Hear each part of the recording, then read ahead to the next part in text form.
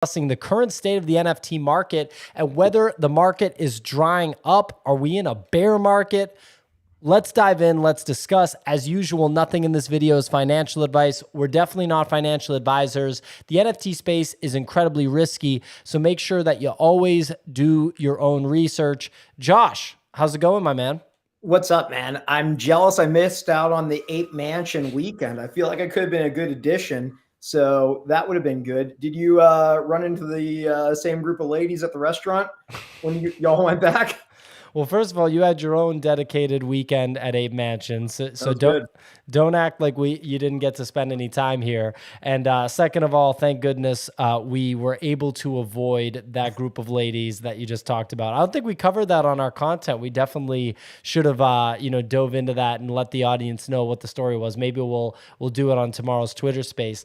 But I'm excited to talk to you about the NFT market right now because I think that the market is in a very interesting space or place, I should say. And it's also fascinating how quickly things can go up and then come back down. And I think that we've seen a good amount of that just up and down over the past couple of months. It's been pretty wild. So what are you seeing in the market and what are your thoughts about what's going on right now?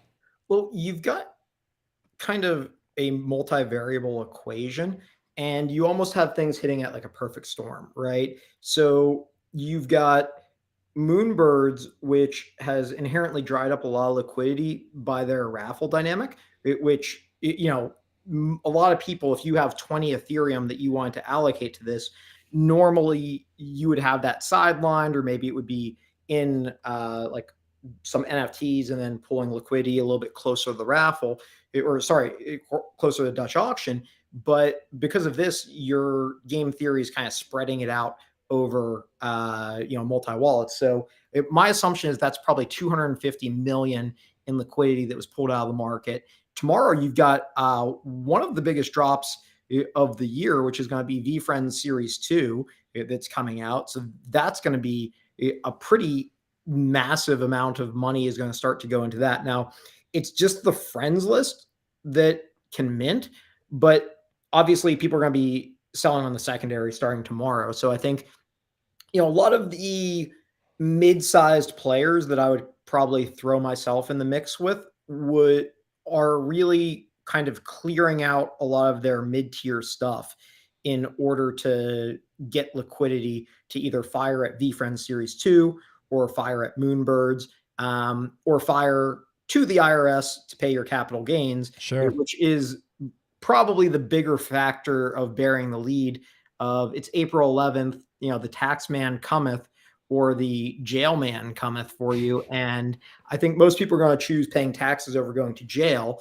A little bit more institutional players might delay their taxes down the road a little bit, but your average retail player is going to file their taxes on April 15th or whatever the date is this year that you're going to go with it. So with all of those things kind of coming together, I think that you're going to end up seeing something in the line of like a market dry up. Now, we saw in December what shifted a dry market into a very liquid market. It was when I think it was looks dropped or something else dropped, but there was some sort of airdrop of SOS. SOS is what it was.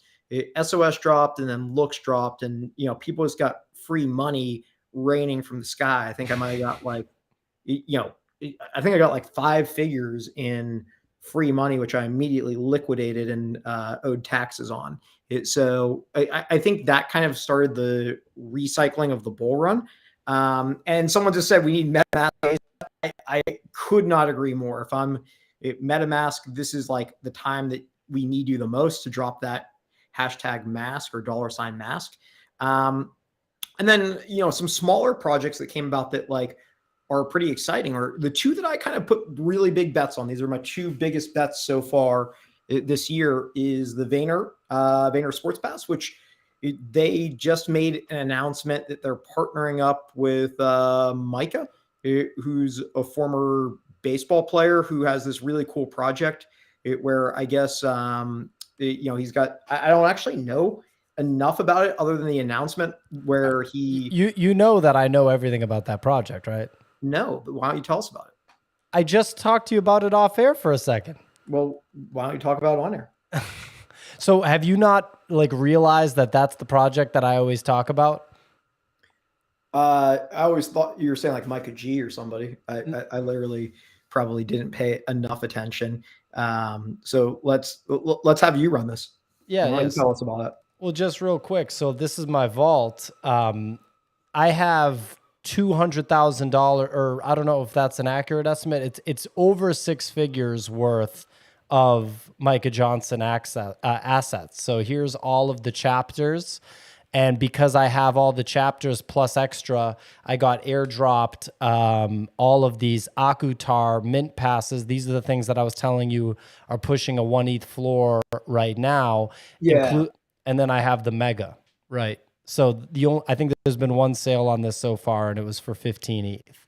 So anyway, this is Micah Johnson was announced as the first partner for VaynerSports free mint for holders, right? So what do you think of that announcement? I mean, you know, Mike is the man. He's having a coming out party now. That project's literally ripping right now. Like it literally just came onto the market 2 days ago or something like that, 3 days ago. We're seeing it push a 1 ETH floor. Is that a vampire behind you? There's Nick walking behind. There's 8 or 9 days until the reveal, so I anticipate it to keep ripping. But what do you think about this as the free mint for VaynerSports holders? You know, I was talking with AJ about it earlier today. I think it kind of hits the sweet spot of being a good project that people are relatively excited about, but also a good project that you can kind of build upon, right? Like, I don't think you want to come out like if LeBron James is going to do his initial mint with VaynerSports or, you know, Tom Brady or someone huge, I don't think you want to open it with that big of a athlete. I think you want to open up with somebody who is a high level, but not your biggest hitter. And I felt like this really hit the sweet spot in that of it's something that is interesting. Man, Anthony is just shitting all over this. Vayner, all V projects are for followers. Not excited. All right, Anthony. Like Anthony only up. Yeah. That's the same dude that always makes the right plays and never the wrong ones, right? Up only. Up only Anthony. Thanks, Anthony, for your insight. And Mad Perfect says, Anthony being a wet blanket in chat as usual. All right. So true, says Anthony. So I mean, I think it was the right play. What I was actually more focused on than who the drop was with, it was the speed of which he came out with the drop, the candor of AJ. Like, you know, when we were talking, he was like, "What do you think?" And I was like, "I was very impressed with like the speed." You did the refunds in like 3 days. Most projects take 3 months and just kind of never pay people back.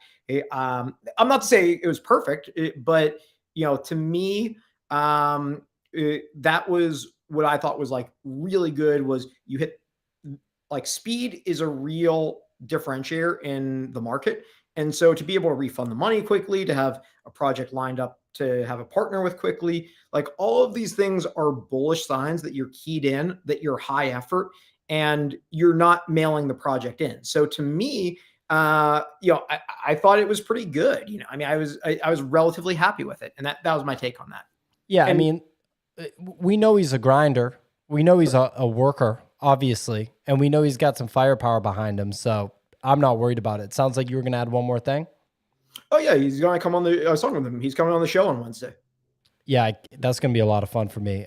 You know, he's a really dialed in person. You know, like he ain't slacking. He's not head ain't in the clouds. It's down here on earth, you know. So really cool that they've come out with this announcement already with a sick NFT artist who I think you could say is like up and coming, even though to me it's not up and coming, considering I've been holding multiple NFTs by Micah Johnson for over a year. I literally have long-term cap gains on, I think, 3 Micah Johnson NFTs because I bought the first one in February 2021, and I have to think that the next 2 came out before April 11th. So shout out to Micah. Big bag of Aku in my vault right now. Are you pretty excited about the drop? Because I feel like this is a situation where you have better insight than me. Or how do you feel about the drop? I think that if we see a crazy rip on Aku and we see a major coming out party with the Aku Tar collectibles, well, the thing is, right, there's always a post-reveal dump. So if the reveal's happening on the 20th, we might see a post-reveal dump. But, you know, look, I've been holding these Aku NFTs for so long because I believe in the project, right? Like, not that many people in the audience, I think, including Anthony, can say that they have long-term cap gains on that many NFTs. So, you know, listen to me on this one. I've been holding it for so long. It's because I have incredibly high conviction in it. If it pops and everybody's going to get a Micah Johnson piece through this VaynerSports Pass, then I think that's going to be good. It's going to be interesting to see, you know, how all of these partner out like artist drops do. You know about the proof one, the Grails project, right? Yeah. Do you know what the floor is on that? Like, what's the kind of secondary value that for that? Because that's quasi similar, right? Isn't that a fair comparison? I haven't looked at it lately. I want to say it was 2 or 3 last time I looked, but I could be way wrong. Why don't we pull it up? I'll pull up on my side, or you can pull up on your side. And let me see. Grails. Here it is. There's a 1.92 ETH floor. So why don't you talk about this for 1 sec? I will be right back. Okay. Yeah, sure.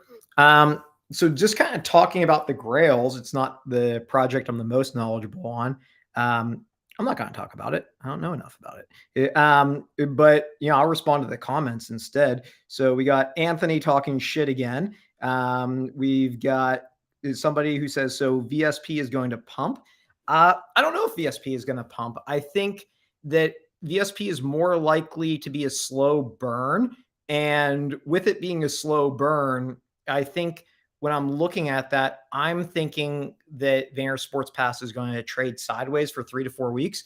And I think once you start to get a redistribution of the wallet allocation, then you're going to start to see it move up. But to me, at like 0.4, and look, obviously I'm a fan of these guys. It's a little bit biased on that, and I've got a big bag, which I'm very open about. But to me, a project with real utility at a 0.4 Ethereum floor, that feels like there's a lot of room for growth. You know, I mean, I think things get a little trickier when you get into like the 10 ETH floor. You really have to start to differentiate, and you get into some pretty stratospheric levels. But under 1 Ethereum, like, it does not take a lot to triple it. And speaking of tripling things, what I would say is we should talk about PREMINT. Oh, it's Vaynerchuk. There we go. 2.9 Ethereum, you get a Gary V original. It's pretty crazy, the artists that Grails partnered with here. We got Hackatow, Claire Silver, Gary Vaynerchuk. Who's this one? Okay, yeah, got it.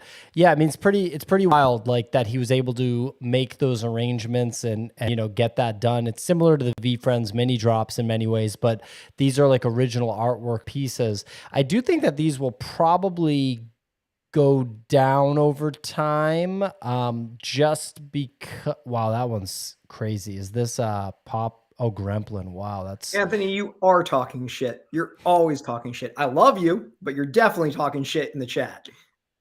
So this is a crazy one right here, Josh, by Gremplin. It looks like the floor on this Gremplin piece might be 4.7. You know that there's a Gremplin piece in the Relief UKR you know, collection. You know that, right?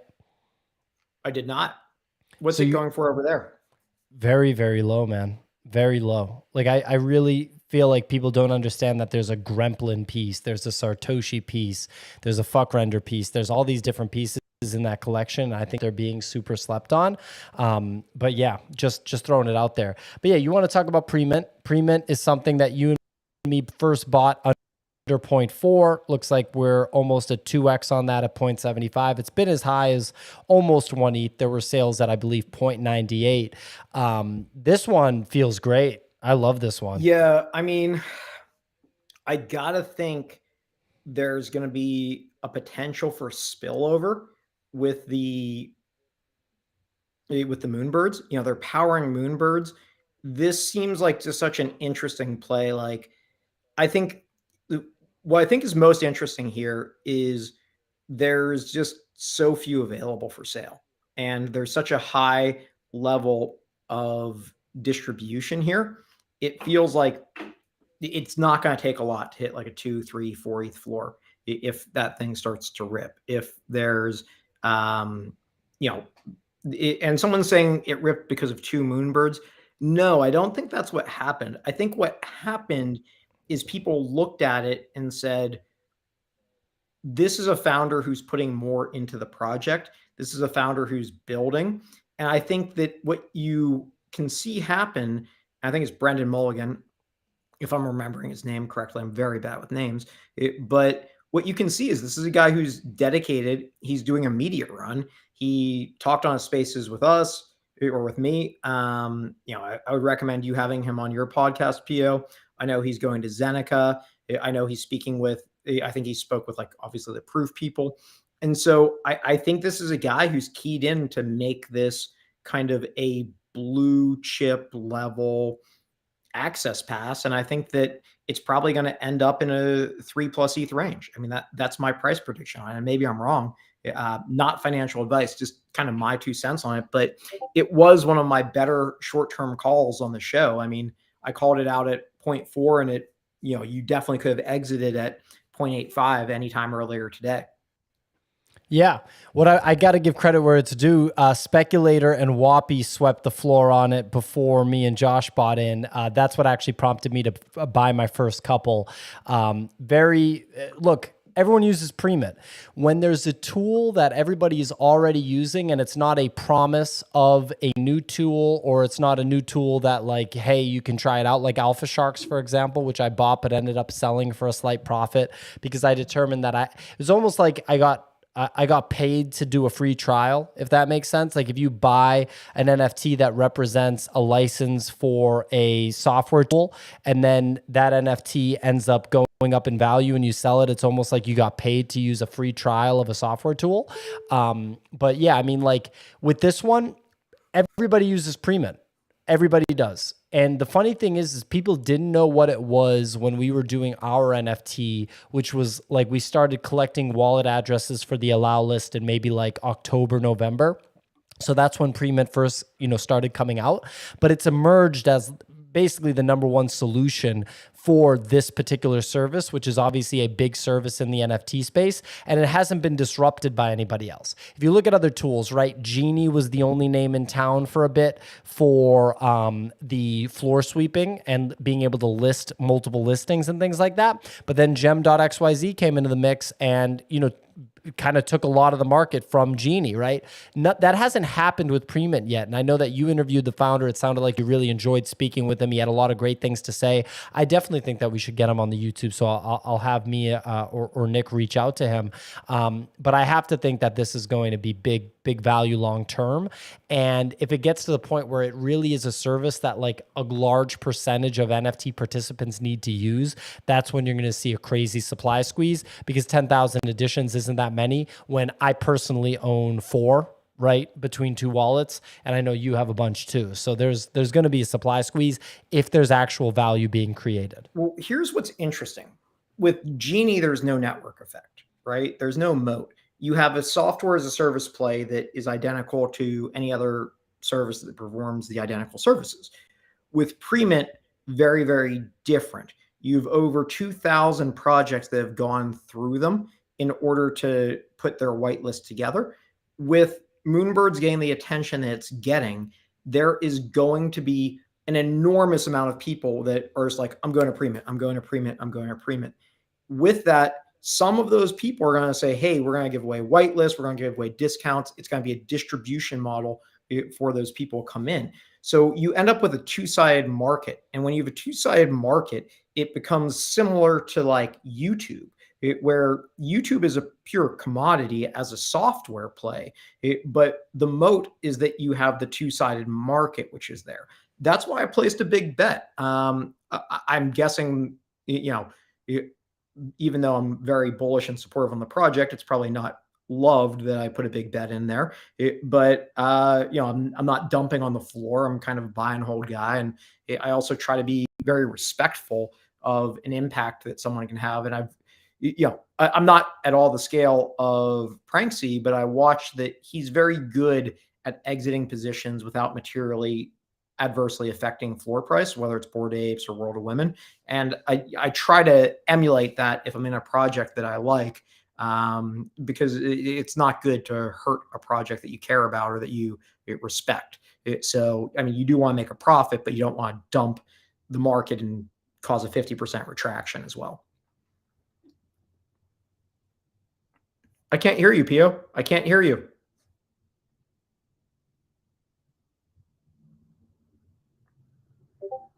Oh, me keep talking. Okay. All right. Well, I did beat you in chess a lot, but I think you got me once or twice. So we do need a rematch on that. So that's kind of my thoughts on PREMINT. But I'm also really bullish on this project that I found last night when I may or may not have been sober. Tiny Dinos is the correct answer. For anyone that was watching in the Discord, it was a big recommendation of mine. And the financial advice that I gave on it was, if you were curious if you should take a stack of $100 bills and light them on fire, or you should buy a completely speculative NFT project, you may want to flip a coin and buy these tiny dinos. So that was what I said to Pio or to the chat last night. The tiny dinos, I get very similar MFR vibes.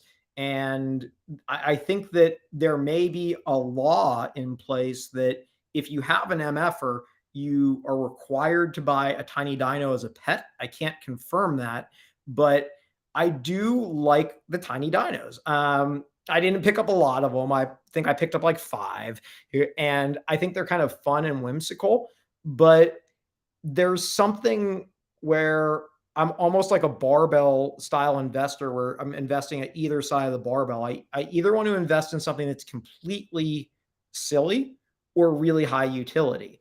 I don't like to tread in the middle ground. Like, I don't want fucky duckies that have a staking mechanism and you're taking them like semi-seriously. Like, no, they're pieces of shit and they should be addressed as such.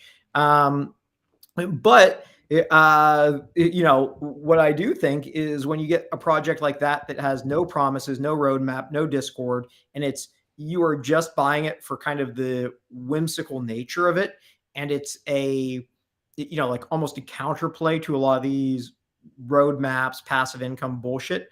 That's kind of what I feel from it too. So part of me wishes I went a little heavier, but at the same time, going heavy on a project that's whimsical is a good way to get kind of burned out. Yeah, I was surprised to see that you got tiny dinos. I was definitely surprised when you told me that. I didn't participate. I'm just excited about these, like the PREMINTs of the world, the VaynerSports passes. I bought one of the fuck render avatars at 0.35 after the dip because there's inevitably going to be a pump on fuck render stuff at some point. So at the end of the day, it's gonna get there. I'm just buying the good stuff. Just to circle back on VaynerSports, because there seemed to be like debate in the chat. VaynerSports is not the play for you if you like. I just have to remind myself, and I need to set like a couple of things out there. So check it out. So first of all, you're listening to me and Josh. There's going to be talk about PREMINT and VaynerSports. Okay. So if you clicked on this video of me and Josh, you should know that we're going to talk about these things. So just deal with it. That's number one. Number two, I'm learning that a lot of people literally want to buy something today and sell it like the day after tomorrow at the latest. Like that's the latest that they want to hold on to it for, right? VaynerSports, book games, VFriends, like these aren't the plays for you. Right. And I also thought it was interesting. I think JC, someone in the audience, was like, I got 5 allow list spots for VFriends 2 and I might not mint all of them. I'm like, can I mint your extra ones? Because that doesn't make any sense to me, right? Like you're going to want to mint those. The number is going to go up, not down, in my opinion. I'd be very surprised if VFriends 2 goes down. But with these VaynerSports passes, I'm not saying that they will be up only from 0.38. I'm not even saying that it's impossible for them to go under 0.3, but I don't really see a situation where these are like under 0.2, right? Like I just don't see that happening. When you look at the price action on book games, when you look at the price action on all of the Vayner ecosystem assets, like over time, this will get built out. And whether the value of these passes is your big win or airdrops or access, like you're going to get actual value through these passes because you're betting on the group that's basically proven themselves to be the best in the business pretty much besides Bored Ape Yacht Club. But when you look at what this group has done, they've actually like done more things than Bored Ape Yacht Club. Bored Ape Yacht Club is like the blockbuster movie that hit because culture appreciated it and it became this crazy, insane, hot collectible. Vayner has been the entity that's like run a well-oiled machine from like a corporate and business perspective that was never going to fail and didn't care about the culture because they were going to make it work. I don't know if you agree with that comparison, Josh.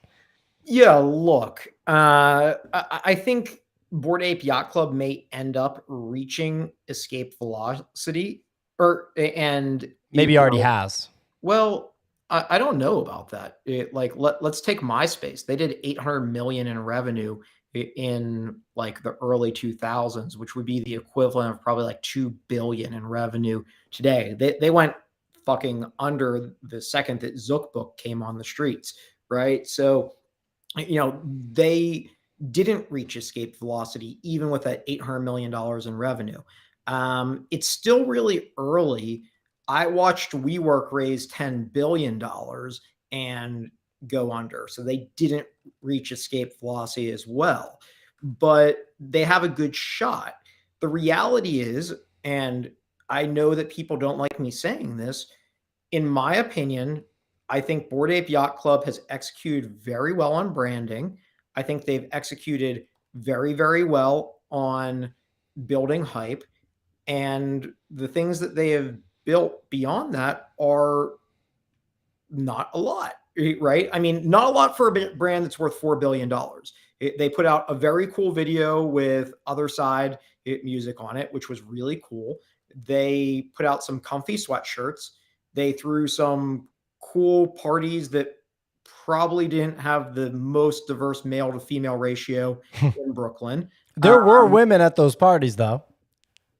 Yeah, there were some. But it's not a shot at them. I mean, this isn't a shot at them. It's just if you went to a nightclub and that was what it looked like, you would say it's not like a 50-50 ratio.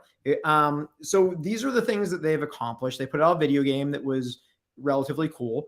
And they've done well with like building up excitement, which is really, really like valuable. But now we're going to get into a place where they're having to build out a marketplace. Now they're going to be probably white labeling some land proposition. And that's a different skill set in the same capacity that being a quarterback is a different skill set than being a lineman is. And, just because you're good at one position on the field doesn't necessarily mean you're going to be able to, play quarterback and wide receiver. Some people can, some people can't. And so I'm very interested to see how these things play out. I have a little bit of concern in the long run of brand dilution. Like I thought it was really cool the support that Bored and Hungry got. Are you familiar with the fast food restaurant that like blew up that has a ape with a striped shirt on it? No. Okay, so pull up the Twitter account Bored and Hungry. And basically what someone did is they made like a fake me out In-N-Out burger restaurant, except it's like Bored Ape Burger and it's called Bored and Hungry. And they, what is really valuable about Bored Ape Yacht Club is the community, the people there. Like if you're a Bored Ape, if you're in that ecosystem, like you are really strong people, which I think is very valuable. Like you all come together and like get really excited all at once. And it really does build the value up. And so this like McDonald's-ish restaurant. Seems like In-N-Out would be a good comparison. It's a direct competitor to In-N-Out. Or McDonald's or Shake Shack or, any type of fast food joint. But it had the longest line I've ever seen of a fast food joint. You would have thought if Steve Jobs was giving away iPhones for free there. I mean, it was like a line out the door. But, the reality is what if the food's bad there? And then what if someone across the street opens up very hungry and bored? How is your average consumer going to differentiate? Let's say Bored and Hungry is great food and very hungry and bored is trash food. And it's just, you get food poisoning every time you go there. is your average consumer who's not really intimately familiar with Bored Apes going to be able to differentiate between the two? Someone says it doesn't look tasty. I would eat it. I mean, as a chunky guy, I would take a bite of that. And it's an interesting thing because the first of everything is going to seem really cool, really interesting, really novel. But what happens when you get to the 300th version of it Yeah. and there's all of these variants?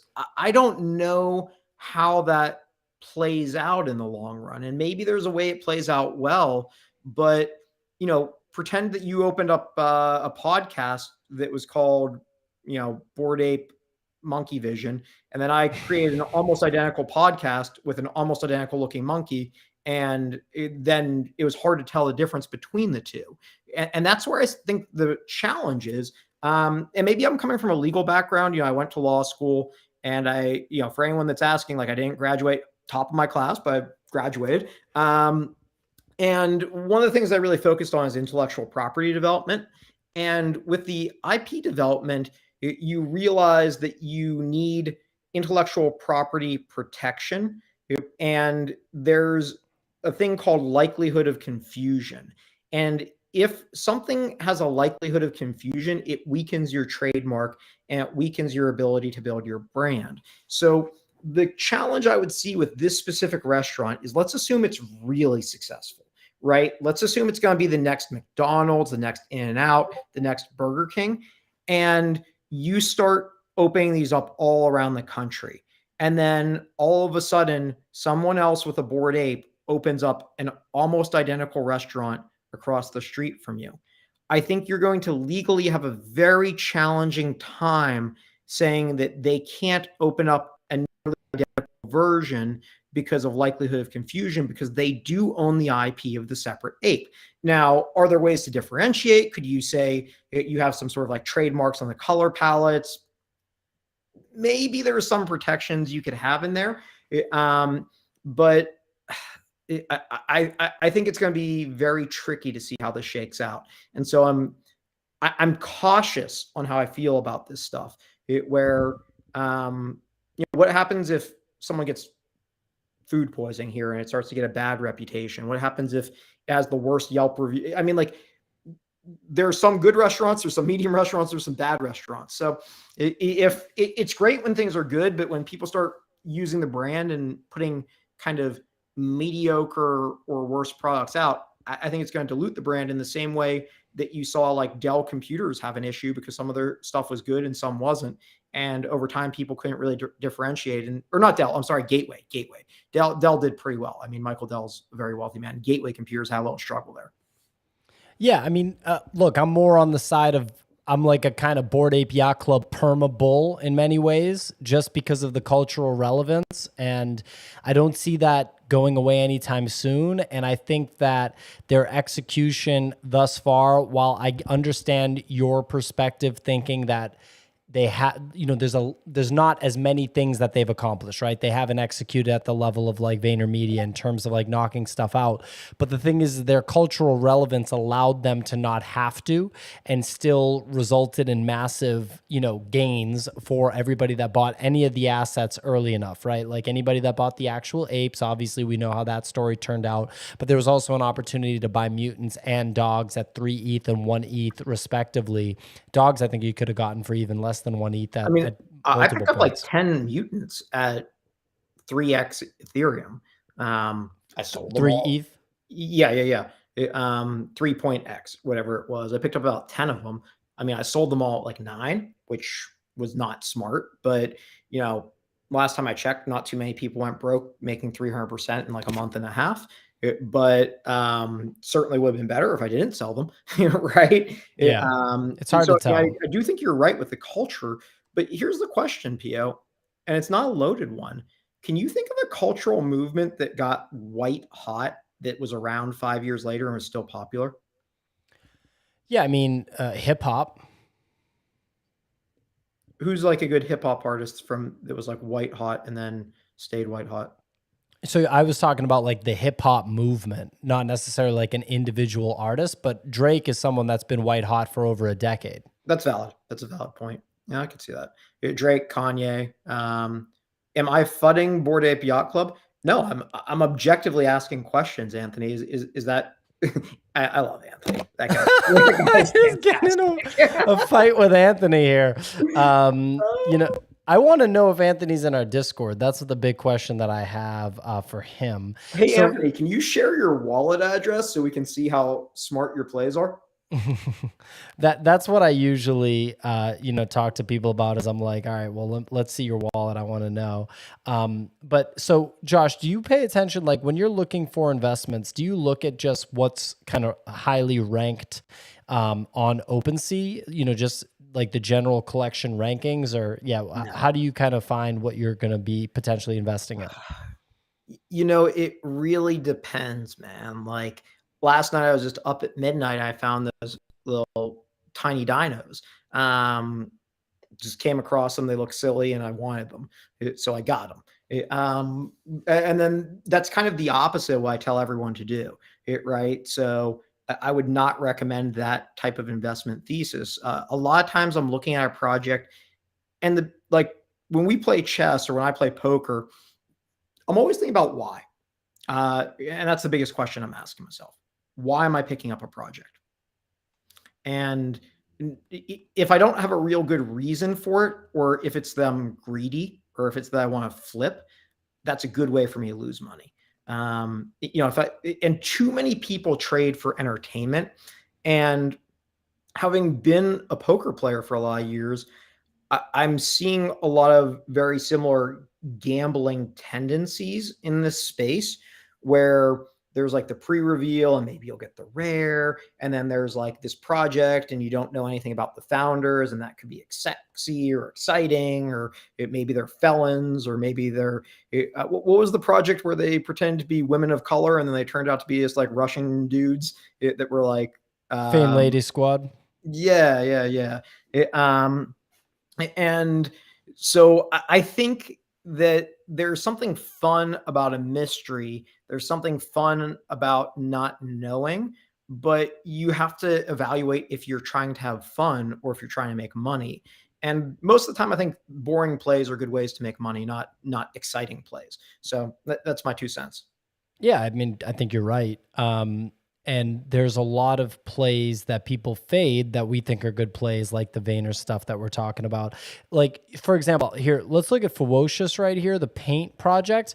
Was there ever, like, did you ever look into that or consider buying it? It was an open edition. So what about that, which ended up being a fantastic short-term investment and maybe a long-term investment that's very strong by one of the best-known artists in the space, kind of decorated already in the NFT space, and a lot of acclaim, has been given to Ferocious. What made you say, yeah, I'm not even going to really look at that? I don't particularly like open editions, Yep. especially That's when why they're I popular. didn't buy. That's why I didn't buy. One of one art. I've only bought one person's one of one art in a material purchase, and that's Amber Victoria. Yep. And I've mentioned her many times on this show. I like her. I like what she stands for. I like her art. It looks good. I would hang it up on a wall. And I don't necessarily think I'm going to exit those positions in the next 2 or 3 years. And if I get zeroed out on them, I have some cool art that I like. And if I make a bunch of money on it, cool. That would be lovely as well. But I don't particularly consider myself to be like a tastemaker with art. It's not yet an area that I feel strong enough of. I'm going to early stage identify, the X copy as a Basquiat version Web 3.0, right? Like that's not where I think my strong suit is. I think that I'm strong at business shit. I'm strong at network effect shit. As far as just identifying art, I don't know, maybe I don't have the best taste in art. Look at the shit back there. It's like $10. So I don't think I'm strong there. And I think I'm self-aware. And I think I kind of am okay with being like, I'm smart here, I'm not smart there. And if I don't feel like I can really dominate an area, I don't really mess around with it. Like I don't need to be good at everything. I'm not. I mean, that's good, picking your spots. And so just to stay true to the title here, do you feel like we're in a bear market? Do you feel like we're in a bear trap? What do you think is going on right now?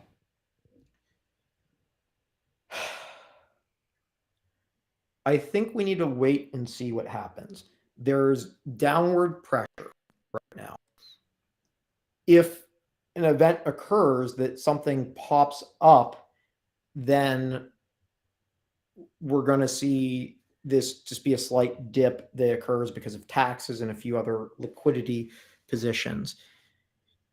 If it ends up creating negative momentum, then I don't know the direction that that heads. My gut inclination is these moonbirds are going to be a weird fucking thing to watch. I Meaning a weird thing in what way? The price action? Yeah, so I put a call out of 14 Ethereum 24 hours after the reveal or drop is complete. Posted on Twitter. Got a lot of interaction with people, most people saying under. What was interesting is on the show today, I offered what was the guy's name on the show who came on today? Ryan Carson. I offered him a trade. I'll go a floor World of Women NFT in exchange for one of his moonbirds. And he flat out said, go fuck yourself, which he didn't say go fuck yourself. What was his word? Politely declined. Yeah. No, I mean, no, I mean, he wanted nothing to do with it, which was cool because that's a high conviction in his brand. And I respect that.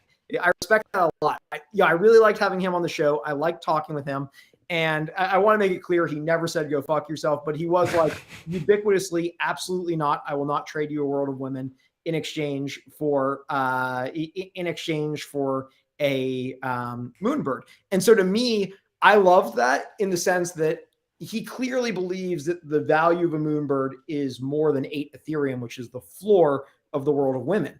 And I love that style of conviction in a founder. And so, Ryan, if you're watching, thank you so much for coming on the show. I enjoyed talking with you. You never told me to go fuck myself, but you had conviction in your brand. And so, and I appreciated that and I respected that. So I tend to think the over under I'm putting is 14 Ethereum 24 hours after it's done. I don't know where it goes after that. It's almost impossible for me to think this has a lower floor than Invisible Friends, which I know that you were able to mint, PO, but there's more hype. There's bigger people behind this. Invisible Friends was an art project. This is a real high quality project that is operating off of good business with some of the biggest investors in the world that are into NFTs here. There's no way that I think it ends up being lower than Invisible Friends. I just don't see a world in which that happens. But maybe it does. Who knows? I mean, anything can happen.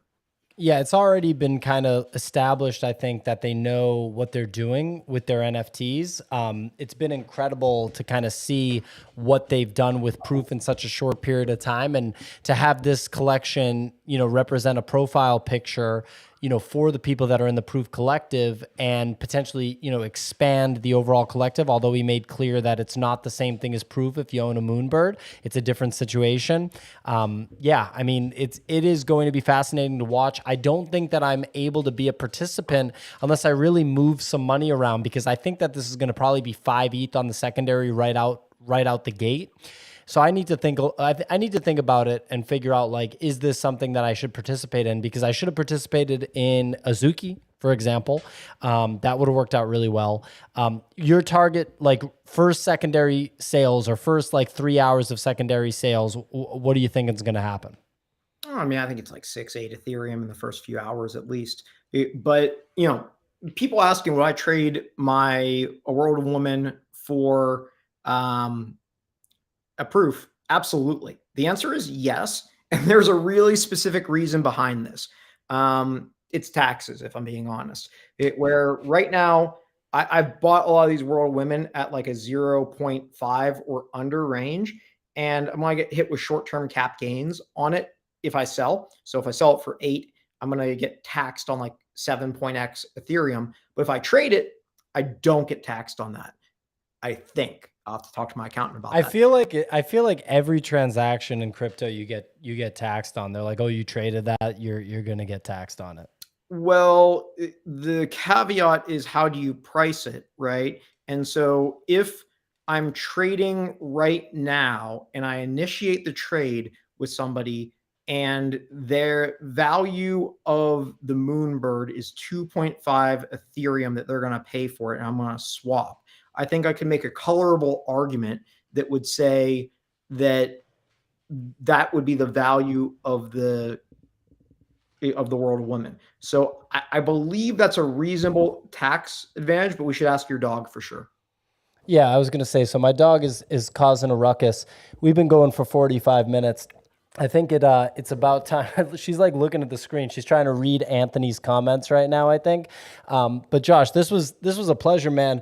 We can dive into the tax stuff a little bit. All right, in the future, but I do think that the trades are definitely taxable events. But yeah, man. I mean, great having you on, and as usual, this was a great show. Thank you so much. And just to be very clear, I really enjoyed talking with Ryan. He never told me to go fuck myself. That was literally a joke. And I obviously, when I was on stage, it did say that I felt very silly for paper handling my proof, and I wish I didn't do that. But yeah, what are you gonna do? So, Pio, thank you so much for having me on, and let's do it again soon.